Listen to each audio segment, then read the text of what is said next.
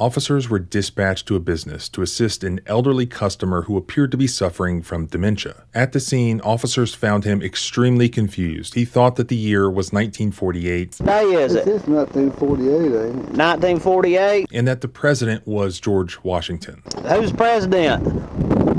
George Washington. George Washington? So they call the man's daughter to come pick him up. So how did things go so terribly wrong that day that this 74-year-old man ended up dying alone in a jail cell 9 hours later, confined to a restraint chair with a hood over his head? The story of Lester Isbill is one that could happen to anyone. He wasn't a criminal, he was a good man. He had committed no crime, yet he would nevertheless fall victim to this terrible death at the hands of the very people who were supposed to protect and care for him. A lawsuit has just been filed a few days ago by Lester's family. These are the allegations. On February 6th, Lester drove to Security Finance. He was going to pay his bill as he always did. Lester became disoriented and confused. A concerned Security Finance employee called 911 on Lester's behalf. When the officers arrive, Lester is sitting there in his car with his door open. Officers Foister and Moore walk to Lester's open car door and they begin to ask him questions.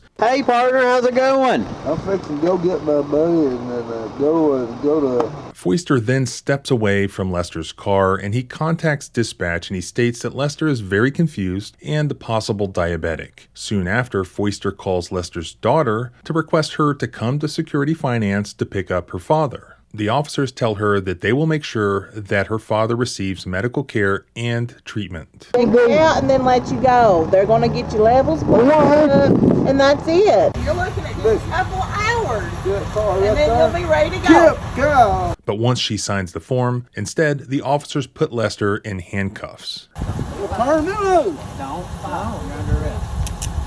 They put Lester in a restraint chair only designed for a maximum of 2 hours of use. Then they left him there for 9 hours without checking on him, without water, without a single bathroom break, but with a hood over his head. Lester suffered an absolutely terrifying and horrible death, alone and away from his family. So after reviewing all of this video footage, some of which you have just seen, the only thing Sheriff Jones did have a problem with from his employees was when one of them gave the middle finger to the surveillance camera. Prosecutors would see things differently. Most of the jail and medical staff involved in Lester's death were indicted.